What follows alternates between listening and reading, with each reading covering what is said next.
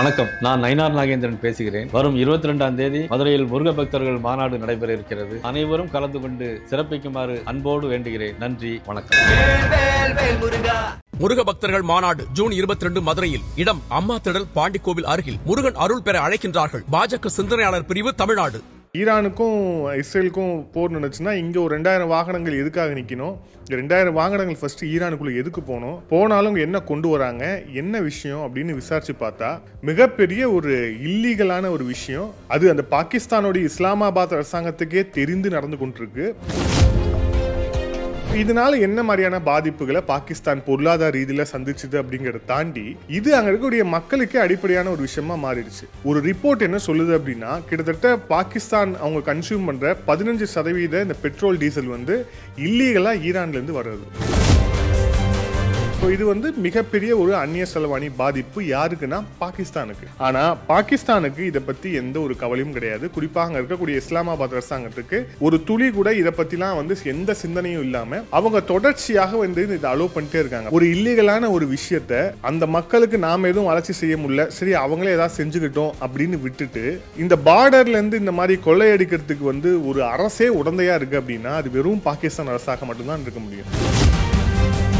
Iran போர்ல ஈரானுக்கு நாங்க சப்போர்ட் பண்றோம், ஒருவேளை இஸ்ரேல் உங்க மேல அணுகுண்டு போடுச்சுன்னா நாங்க இஸ்ரேல் மேல அணுகுண்டு போடுவோம், இந்த மாதிரிலாம் வாய் உறுதார் விடுறதுக்கு முக்கியமான காரணம் என்ன அப்படின்னா, பலுச்சிஸ்தான் அப்படிங்கிற அந்த மாகாணம் நமக்கு வேணும், ஒரு ஃப்ரண்ட் இந்தியா அங்க உருவாக்கிடுச்சுன்னா என்ன ஆகும் அப்படிங்கிற ஒரு பயம் மட்டும் காரணம் கிடையாது. இந்த மாதிரி சில்லறை வேலைகளும் காரணம்.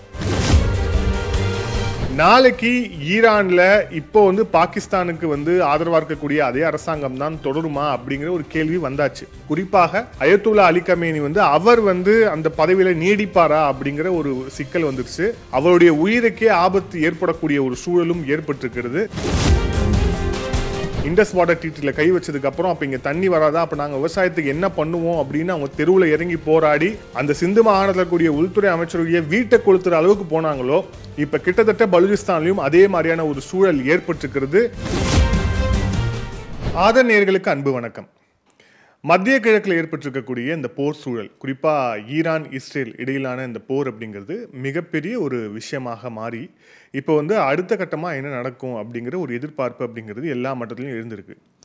ஆனால் இந்த சூழலில் நீங்கள் பாருங்கள், பாகிஸ்தானுடைய ஒரு பகுதியில் கிட்டத்தட்ட 2000 வாகனங்கள் நிற்குது. எதற்காக நிற்குது அப்படிங்கிற எந்த விஷயமும் யாருக்கும் பெருசாக தெரியல. அது இப்போ தான் லோக்கல் ஊடகங்களில் பெருசாக பேசு பொருளாக மாறி இருக்கு.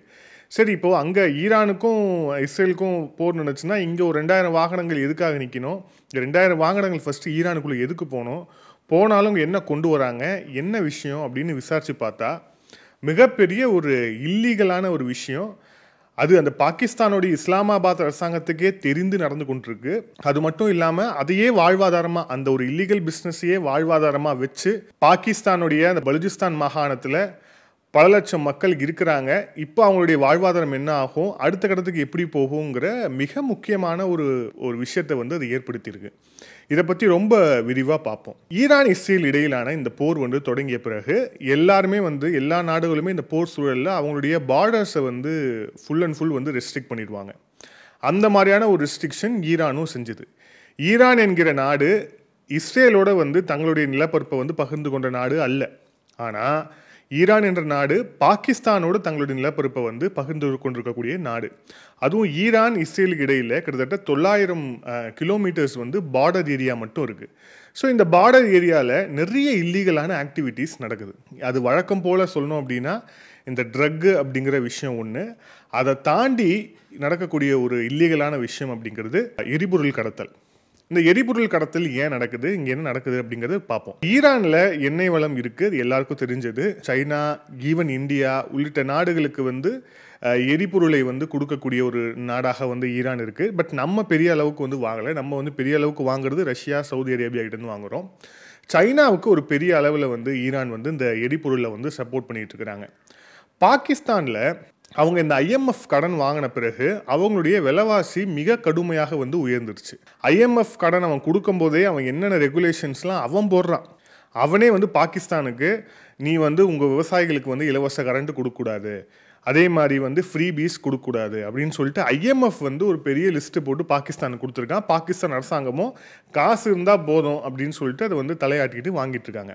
ஸோ இப்போ இங்கே என்ன நடக்குதுன்னா, இங்கே காலங்காலமாக என்ன நடக்குது அப்படின்னா, கிட்டத்தட்ட இந்த பலுஜிஸ்தான் மாகாணம் தான் வந்து மிக முக்கியமான ஒரு மாகாணம். 42% நிலப்பரப்பை கொண்ட பாகிஸ்தானோட மிக மிக முக்கியமான மாகாணம். இந்த மாகாணத்தில் சுத்தமாக வளர்ச்சி கிடையாது.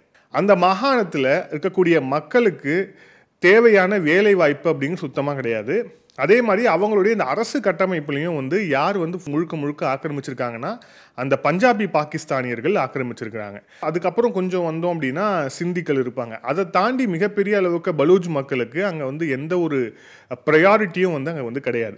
அதனால இந்த மக்களுக்கு வந்து வேறு வழி இல்லாமல் என்ன பண்ணுறாங்க, அங்கே இருக்கக்கூடிய இல்லீகல் பிஸ்னஸ் என்ன, அதுவும் குறிப்பாக நம்ம பார்டரில் இருக்கோம் அப்படிங்கிறதால அந்த நாட்டிலேருந்து இந்த நாட்டுக்கு ஏதாவது கொண்டு வந்து வியாபாரம் பண்ணலாமா, இந்த மாதிரியான ஒரு வாழ்வாதாரத்தை வந்து ஒரு இல்லீகல் விஷயத்தை வச்சு ஒரு வாழ்வாதாரத்தை கட்டமைக்கணும் அப்படிங்கிற ஒரு கட்டாயத்துக்கு அந்த பலுஜிஸ்தான் மக்கள் வந்து தள்ளப்படுறாங்க. இதுக்கு வந்து முழுக்க முழுக்க காரணமாகவும் இஸ்லாமாபாத் அரசாங்கம் இருக்குது. ஏன் இருக்குன்னா, அவங்க வந்து இதை வந்து அலோவ் பண்ணுறாங்க. ஏன் அப்படின்னா, ஒன்று அந்த மாகாணத்தில் பலுஜிஸ்தான் அப்படிங்கிற மாகாணத்தில் நம்மளால் எந்த ஒரு வளர்ச்சி பணியும் கொண்டு வர முடியாது, ஒரு வளர்ச்சி திட்டத்தையும் கொண்டு வர முடியாது. அப்போ என்ன பண்ணலாம், அவங்க அந்த மக்கள் என்ன பண்ணட்டுமோ பண்ணட்டும். அதை தாண்டி இந்த பாகிஸ்தானில் இருக்கக்கூடிய இஸ்லாமாபாத் அரசாங்கத்தை அந்த அரசு கட்டமைப்பில் இருக்கக்கூடிய அதிகாரிகள் இந்த வேலைக்கு கட்டிங் வேற. இந்த என்ன வேலை அப்படின்னு சொல்கிறேன், பலுஜிஸ்தானில் இருக்கக்கூடிய ட்ரேடர்ஸ், குறிப்பாக அந்த வணிகர்கள், அவங்க வந்து என்ன பண்ணுறாங்க, ஒரு 2000 வாகனங்களை எடுத்துக்கிட்டு பார்டரை தாண்டி ஈரானுக்கு போகிறாங்க. ஈரானுக்கு போய் அங்கே இருக்கக்கூடிய ஆயிலை வந்து ஏற்றிக்கிட்டு இந்த சைடு பாகிஸ்தானுக்கு வராங்க. ஸோ பாகிஸ்தானில் கிட்டத்தட்ட இந்த ஏதோ ஒரு வாகனம் 2 வாகனம் கிடையாது, கிட்டத்தட்ட போகிறது அப்படிங்கிறது 2000 3000 வாகனங்கள் தினமும் இந்த பாகிஸ்தானுடைய பலுஜிஸ்தான் பார்டர்லேருந்து ஈரானுக்குள்ளே போய் அங்கேருந்து ஆயிலை வந்து எடுத்துகிட்டு வராங்க. அதாவது எரிபொருள், பெட்ரோல், டீசல் உள்ளிட்ட விஷயங்களை எடுத்துகிட்டு வராங்க. இது மட்டும் தினசரி எவ்வளோ அப்படின்னா, கிட்டத்தட்ட 60 லட்சம் லிட்டர் ஒரு நாளைக்கு ஈரான்லேருந்து கடத்திட்டு வராங்க பாகிஸ்தானுக்குள்ளே. ஸோ பாகிஸ்தானுக்குள்ளே கடத்திட்டு வந்து இவங்க என்ன பண்ணுறாங்க அப்படின்னா, அங்கே இருக்கக்கூடிய லோக்கலில் இருக்கக்கூடிய வியாபாரிகளுக்கு வந்து இதை வந்து விற்பனை செய்கிறாங்க. இதுதான் இவங்களுடைய டெய்லி ஆக்குபேஷன். அதாவது அவங்களுடைய தினசரி அவங்களுடைய வாழ்வாதாரமே இந்த கடத்தலை வந்து மையப்படுத்தி தான் இருக்குது. இந்த கடத்தல் இஸ்லாமாபாத் அரசாங்கத்துக்கு தெரியும். ஆனால் அந்த உயர்மட்டத்தில் இருக்கக்கூடிய அதிகாரிகள் காசை வாங்கிக்கிட்டு இதை வந்து அலோவ் பண்ணுறாங்க. இதனால் என்ன ஆச்சு அப்படின்னா, பாகிஸ்தானுடைய இந்த எல்லா கண்ட்ரிக்குமே ஃபாரின் ரிசர்வ் அப்படின்னு இருக்கிறோம், அந்நிய செலவாணின்னு ஒன்று இருக்கும். டாலர்ஸ் அப்படிங்கிற பேரில் அந்நிய செலவாணி அப்படிங்கிறது இருக்கும். அந்த அந்நிய செலவாணி வந்து பாகிஸ்தானுக்கு மிக மோசமான அளவுக்கு போகிறதுக்கான ஒரு முக்கியமான காரணம் இந்த இல்லீகல் இந்த ஆயில் ட்ரேட் அப்படிங்கிறது. ஸோ இதனால் என்ன மாதிரியான பாதிப்புகளை பாகிஸ்தான் பொருளாதார ரீதியில் சந்திச்சுது அப்படிங்கிறத தாண்டி இது அங்கே இருக்கக்கூடிய மக்களுக்கே அடிப்படையான ஒரு விஷயமா மாறிடுச்சு. ஒரு ரிப்போர்ட் என்ன சொல்லுது அப்படின்னா, கிட்டத்தட்ட பாகிஸ்தான் அவங்க கன்சியூம் பண்ணுற 15% இந்த பெட்ரோல் டீசல் வந்து இல்லீகலாக ஈரான்லேருந்து வர்றது. பாகிஸ்தான் பெட்ரோலியம் லிமிடெட் PPL இருக்கிறாங்க, அவங்க வந்து இந்த எரிவாயு தயாரிக்கிற விஷயங்களை ஈடுபட்டு இருக்காங்க. அதை தாண்டி பாகிஸ்தான் வந்து வேற வளைகுடா நாடுகள்லையும் வந்து பெட்ரோல் டீசலை வாங்குது. ஆனால் அதை வந்து கன்சியூம் பண்ணாமல் அதை விட விலை கம்மியாக இருக்கிறதால இந்த ஈரான்லேருந்து வரக்கூடிய இந்த இல்லீகலான பெட்ரோல் டீசல் வந்து இந்த பகுதியில் வந்து கன்சியூம் பண்ணுறாங்க மக்கள். இதுக்கு மிக முக்கியமான காரணம் அந்த அரசோட அலட்சியம். அதை தாண்டி அங்கே இருக்கக்கூடிய ஆளுங்களுக்கு வந்து வேறு எந்த வேலையும் இல்லை. இப்போ என்ன ஆயிருக்கு, இப்போ ஈரானுக்கும் இஸ்ரேலுக்கும் போர் நடந்துகிட்டு இருக்கு அப்படிங்கிற அந்த சூழலில் முழுக்க இந்த பார்டரை வந்து க்ளோஸ் பண்ணிட்டாங்க. இந்த பார்டரை க்ளோஸ் பண்ணதால் என்ன ஆச்சு அப்படின்னா, உள்ளே போக முடியாது. அதே மாதிரி இந்த பெரிய வர்த்தகம் நடந்துட்டு இருந்தது இல்லையா, இந்த வர்த்தகத்தையும் அவங்களால செய்ய முடியாது அப்படிங்கிற ஒரு கட்டாயத்தில் வந்து இப்போ இருக்கிறாங்க. இது எப்படி பாகிஸ்தானுக்கு வந்து ஃபாரின் ரிசர்வை காலி பண்ணுது அப்படின்னா, இப்போ இங்கேருந்து அதிகாரிகள் இப்போ இங்கேருந்து அந்த இல்லீகல் இப்போ பாகிஸ்தான்லேருந்து ஈரானுக்கு வந்து அந்த இல்லீகல் ஆயில் ட்ரேட் பண்ணுறவங்க உள்ளே போகிறாங்க. இவங்க போய் டாலர்ஸில் வந்து கொடுத்து பெட்ரோலை வாங்குறாங்க. பெட்ரோல் வாங்கிட்டு வந்து உள்ளே வந்து இவங்க வந்து விற்கிறாங்க. அது வந்து பாகிஸ்தானுடைய ருப்பீல் தான். ஸோ பாகிஸ்தானுடைய மணிங்கிறது உள்ளே தான். அப்போ இவங்க வெளில கொண்டு போகிறது எல்லாமே டாலர்ஸ். ஸோ டாலர்ஸ் அப்படிங்கிறது வெளியே போயிட்டே இருக்குது. ஸோ இது வந்து மிகப்பெரிய ஒரு அந்நிய செலவாணி பாதிப்பு யாருக்குன்னா பாகிஸ்தானுக்கு. ஆனால் பாகிஸ்தானுக்கு இதை பற்றி எந்த ஒரு கவலையும் கிடையாது. குறிப்பாக அங்கே இருக்கக்கூடிய இஸ்லாமாபாத் அரசாங்கத்துக்கு ஒரு துளி கூட இதை பற்றிலாம் வந்து எந்த சிந்தனையும் இல்லாமல் அவங்க தொடர்ச்சியாக வந்து இதை அலோவ் பண்ணிட்டே இருக்காங்க. பாருங்கள், ஒரு இல்லீகலான ஒரு விஷயத்தை அந்த மக்களுக்கு நாம் எதுவும் வளர்ச்சி செய்ய முடியல, சரி அவங்களே ஏதாவது செஞ்சுக்கிட்டோம் அப்படின்னு விட்டுட்டு இந்த பார்டர்லேருந்து இந்த மாதிரி கொள்ளையடிக்கிறதுக்கு வந்து ஒரு அரசே உடந்தையாக இருக்குது அப்படின்னா அது வெறும் பாகிஸ்தான் அரசாக மட்டும்தான் இருக்க முடியும். அதே மாதிரி இந்த ஈரான் போரில் வந்து ஈரானுக்கு வந்து நாங்கள் வந்து சப்போர்ட் பண்ணுறோம், ஒருவேளை இஸ்ரேல் வந்து உங்கள் மேலே அணுகுண்டு போட்டுச்சுன்னா நாங்கள் இஸ்ரேல் மேலே அணுகுண்டு போடுவோம், இந்த மாதிரிலாம் வாய் விடுறதுக்கு முக்கியமான காரணம் என்ன அப்படின்னா, பலுச்சிஸ்தான் அப்படிங்கிற அந்த மாகாணம் நமக்கு வேணும், ஒரு ஃப்ரண்ட் வந்து இந்தியா அங்கே உருவாக்கிடுச்சுன்னா என்ன ஆகும் அப்படிங்கிற ஒரு பயம் மட்டும் காரணம் கிடையாது. இந்த மாதிரி சில்லறை வேலைகளும் காரணம். இந்த மாதிரியான அதாவது நாடு எவ்வளவு பலவீனத்தை வந்து சந்திக்கும் இதனால உட்கட்டமைப்பு எந்த அளவுக்கு மோசமாகும் அப்படிங்கிற எதை பற்றியுமே கவலைப்படாமல் நீங்கள் யோசிச்சு பாருங்கள். இப்போ உள்ளே போகிறவன் வெறும் பெட்ரோல் மட்டும் தான் கொண்டு வருவானா? ஸோ அங்கே இருக்கக்கூடிய போதைப் பொருள் உள்ளிட்ட பாகிஸ்தானில் எந்தெந்த பொருள்லாம் வந்து காஸ்ட்லியாக இருக்கோ அந்த விஷயத்தை எல்லாமே உள்ளே வந்து அவங்க எடுத்துகிட்டு வராங்க அப்படிங்கிறத பார்க்குறோம். இதில் இன்னொரு இஸ்லாமாபாத் அரசாங்கத்தோட இன்னொரு சூழ்ச்சி வந்து இதில் இருக்குது. என்ன அப்படின்னா, பாகிஸ்தானில் இருக்கக்கூடிய உள்ளூர் மக்கள், மிக குறிப்பாக பலூச் மக்கள் வந்து அவங்களுக்கு வாழ்வாதாரமும் இல்லை, விவசாயம் செய்கிறதுக்கான எந்த சப்போர்ட்டும் அரசுக்கிட்டேருந்து இல்லை, எதுவுமே இல்லை அப்படின்னா வந்து இவங்க மக்கள் வந்து அமைதியாக இருக்க மாட்டாங்களே. ஸோ அப்போ என்ன செய்யறது? சரி, அந்த ஈரான் பார்டரை திறந்து விடு, அவங்க ஈரானுக்கு உள்ளே போட்டோம், வரட்டும், வாங்கட்டும், விற்கட்டும். ஸோ தங்களுடைய ஃபாரின் எக்ஸ்சேஞ்ச் போனால் கூட பரவாயில்ல, ஆனால் அந்த பலுச்சிஸ்தான் வந்து அங்கே எந்த பிரச்சனையும் வந்துடக்கூடாது அப்படிங்கிற அந்த ஒரு சில்லற விஷயத்துக்காக இதை வந்து இந்த அரசாங்கம் வந்து அலோவ் பண்ணியிருக்கு அப்படிங்கிறத பார்க்குறோம். இது வந்து இப்போ எந்த அளவுக்கு ஒரு தாக்கத்தை ஏற்படுத்துது அப்படின்னா, இப்போ ஒட்டுமொத்தமாக இந்த இஸ்ரேல் ஈரான் மோதலுக்கு பிறகு ஒட்டுமொத்த இந்த ஜியோ பாலிடிக்ஸே வந்து மாறி இருக்கு. நாளைக்கு ஈரானில் இப்போ வந்து பாகிஸ்தானுக்கு வந்து ஆதரவாக இருக்கக்கூடிய அதே அரசாங்கம் தான் தொடருமா அப்படிங்கிற ஒரு கேள்வி வந்தாச்சு. குறிப்பாக அயத்துல்லா அலி கமேனி வந்து அவர் வந்து அந்த பதவியில் நீடிப்பாரா அப்படிங்கிற ஒரு சிக்கல் வந்துருச்சு. அவருடைய உயிருக்கே ஆபத்து ஏற்படக்கூடிய ஒரு சூழலும் ஏற்பட்டிருக்கிறது. இப்போ வரைக்கும் அந்த மாதிரி செய்தி எதுவும் வரல. மேபி இந்த டெலிகாஸ்ட் பண்ணும்போது வருமோ என்னமோ நமக்கு தெரியல. ஏன்னா சுச்சுவேஷன் அவ்வளோ பேடாக போயிட்டுருக்கு. இவ்வளோ பேடாக போயிட்டுருக்கு அப்படின்னா அந்த அளவுக்கு வந்து அந்த ஈரான் நடக்கக்கூடிய பிரச்சனை அப்படிங்கிறது மாறி இருக்கு.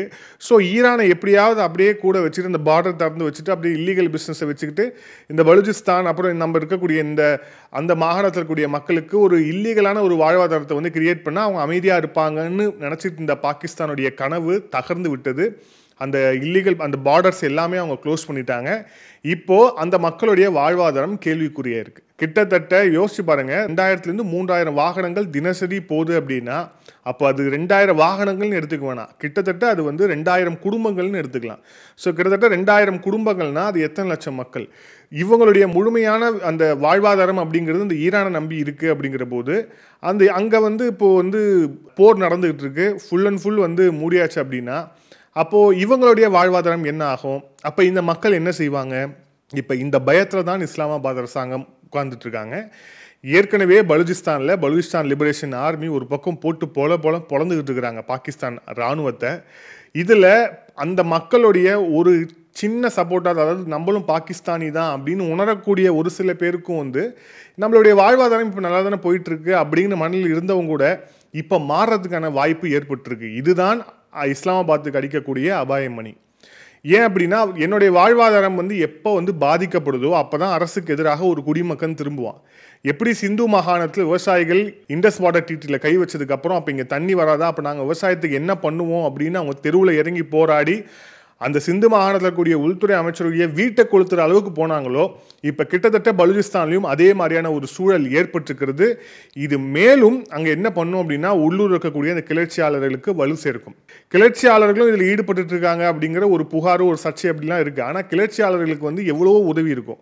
யார் வேணால் உதவி செய்வான்னா நீங்கள் புரிஞ்சுக்கலாம் யார் உதவி செய்வான்னு. ஆனால் அங்கே இருக்கக்கூடிய மக்களுக்கு, அங்கே எல்லா மக்களுக்கும் உதவி செய்ய முடியாது இல்லையா? அப்போ அந்த மக்கள் என்ன செய்வாங்க? இதை வாழ்வாதாரமாக வச்சிருந்த மக்கள் என்ன செய்வாங்க? அவங்களும் தெருவுக்கு வரக்கூடிய ஒரு கட்டாயம் ஏற்பட்டிருக்கிறது. அதுவும் குறிப்பாக இந்த விவகாரத்தில். இதை பாகிஸ்தானுடைய இஸ்லாமாபாத் அரசாங்கம் எப்படி சரி செய்ய போகிறாங்க அப்படின்னு தெரியல. வழக்கம் போல் இவங்க வந்து ஏதாவது இந்த பாகிஸ்தான் இராணுவத்தை உள்ள அனுப்புறது, இன்னும் வந்து அதை வந்து அடக்கிறது. ஏற்கனவே மிர்யார் பலூஜ்லேருந்து பல லீடர்ஸ் வந்து தொடர்ச்சியாக வந்து பாகிஸ்தானுடைய இராணுவத்தை எச்சரிச்சுட்டு இருக்காங்க. குறிப்பாக வந்து அந்த பலுச்சிஸ்தான் லிபரேஷன் ஆர்மி அந்த இயக்கத்தோட ஒரு முகமாக இருக்கக்கூடிய மேராங் பலூஜை வந்து இப்போ வந்து சிறையில் வச்சிருக்கு பாகிஸ்தான். இன்னும் அவங்கள வந்து விடுதலை பண்ணலை. அதே மாதிரி அங்கே இருக்கக்கூடிய நீதிமன்ற கட்டமைப்பு எல்லாமே வந்து பலூச் மக்களுக்கு எதிராக இருக்கு அப்படிங்கிற சூழலில் இப்போ இதுவும் நடந்திருக்குன்னா அப்போது இது எதை நோக்கி போகும் அப்படிங்கிற ரொம்ப தெளிவாக தெரியுது. ஏற்கனவே நம்ம சொல்லியிருந்தோம், இந்த ஈரான் இஸ்ரேலுக்கான இந்த போர் அப்படிங்கிறது தொடங்கியிருக்கு அப்படின்னா நிச்சயமாக பலூச்சிஸ்தான் லிபரேஷன் ஆர்மி பாகிஸ்தான் இராணுவத்துக்கு எதிரான தாக்குதலை அதிகரிப்பாங்க. ஏன்னா அவங்களுடைய எல்லையில் நடக்கக்கூடிய ஒரு தாக்குதல் சம்பவமாக அது இருக்கும். ஆப்ரேஷன் சிந்தூர் நேரத்துலையும் இந்தியா அங்கே ஒரு ஃப்ரண்ட்டை ஓப்பன் பண்ணும்போது அவங்க உள்ளுக்குள்ளே ஒரு ஃப்ரண்ட்டை பாகிஸ்தான் இராணுவத்துக்கு எதிராக ஓப்பன் பண்ணாங்க. அதே மாதிரியான ஒரு சூழல் ஏற்படும்னு சொல்லியிருந்தோம். இப்போ அந்த சூழலை நோக்கி தான் போயிட்டுருக்கு. அதே மாதிரி இப்போது மக்களும், பெரும்பாலான மக்களும் அந்த பலூச்சிஸ்தான் லிபரேஷன் ஆர்மி அப்புறம் அந்த போராட்ட குழு கூட சேரக்கூடிய ஒரு விஷயமும் இப்போ ஏற்பட்டிருக்கிறது. இது நிச்சயமாக பாகிஸ்தானுடைய இஸ்லாமாபாத் அரசாங்கத்துக்கு நல்ல செய்தி இல்லை. தொடர்ச்சியாக வருகிற காணொலியில் இன்னும் விரிவான தகவல்களை பார்ப்போம். மீண்டும் இன்னொரு காணொலியில் சந்திப்போம். நன்றி, வணக்கம்.